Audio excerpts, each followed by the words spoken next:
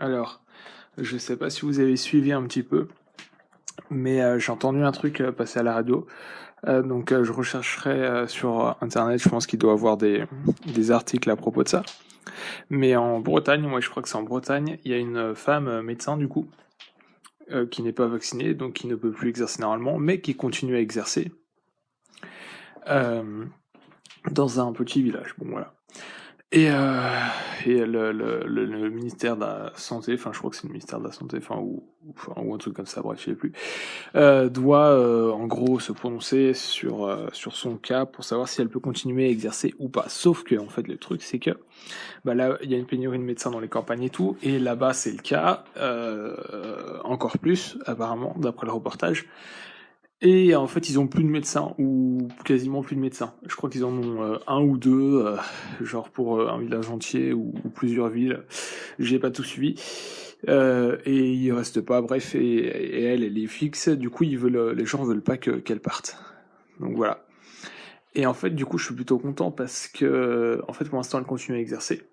Donc le truc, le ministère de la Santé, je crois que c'est le ministère de la Santé, doit se prononcer sur son cas, mais en fait, je suis plutôt content parce que c'est une lutte contre le pass sanitaire en gros, parce qu'elle se fait pas vacciner pour des raisons personnelles, et en fait, elle partira jamais. Elle partira jamais parce qu'il manque trop de médecins là-bas, et en fait, c'était dans le reportage, si elle part, ils vont tous aller aux urgences, et ça va surcharger le truc. Donc ils ont pas du tout intérêt à faire ça. Et sachant que, en fait, il y a plein de gens qui la soutiennent et il y a eu c'est un truc de malade. Dans le reportage, je disais, il y a eu plein de pétitions et tout.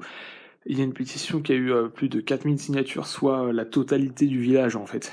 Il y a même des gens en dehors du village qui la soutiennent, donc en fait, elle partira jamais. Elle partira jamais. Déjà pour les urgences, comme j'ai dit, mais bon, on peut dire que les pouvoirs publics s'en foutent des urgences, donc à la limite, pourquoi pas. Mais elle partira jamais parce qu'en fait, bah, si elle part, les gens vont se révolter en fait parce qu'ils auront plus de médecins, donc ils seront littéralement en danger tout le temps, donc ils vont se révolter, donc elle partira jamais. En fait, ça fera trop de bordel. Et sachant que déjà ça, et ensuite même si ils lui disent de partir, bah elle partira pas, elle continuera à exercer. De toute façon, tu veux qu'il fasse quoi? Je veux dire, ils peuvent rien le faire, alors ils peuvent l'interdire. Faire des interdits bancaires, tout comme ça, mais bon, au pire, là, c'est pas très compliqué à éviter de nos jours, surtout avec N26. Donc bon, ça marchera pas. Ensuite, tu veux qu'ils fassent quoi? Tu veux qu'ils envoient quelqu'un, genre des gens manu militari sur place? Ils le feront jamais.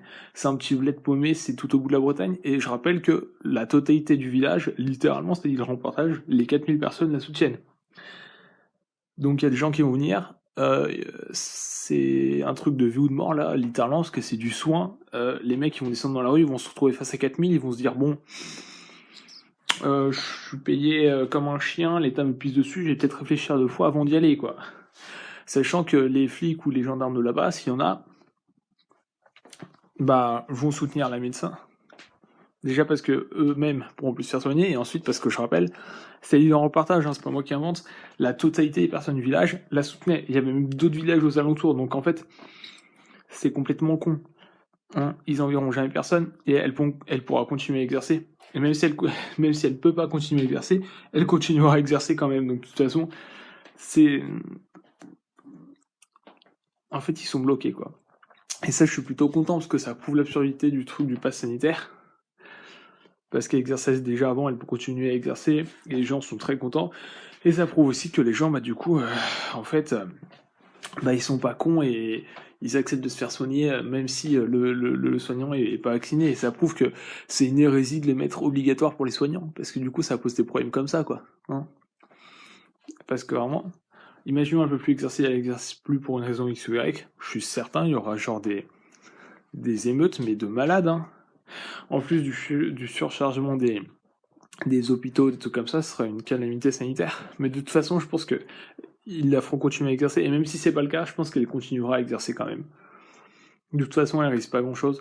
Et là, je suis content parce que si elle continue à exercer, ça pourra faire jurisprudence en quelque sorte, et il y a d'autres médecins qui pourront continuer à exercer sans passe sanitaire. Et du coup, c'est cool parce que cette hypocrisie sans nom sera quelque peu freinée, et ça, c'est bien parce qu'on est en train de tomber dans un truc que j'aime pas du tout, genre vachement de contrôle, autorité et tout. Et du coup, c'est cool, je suis content. Et même si elle continue à exercer alors qu'elle a pas le droit, bah il y a d'autres gens qui vont faire pareil, qui vont gueuler et tout. Mais c'est en train de s'effecter un peu de partout, j'ai l'impression. Donc je suis très content, voilà.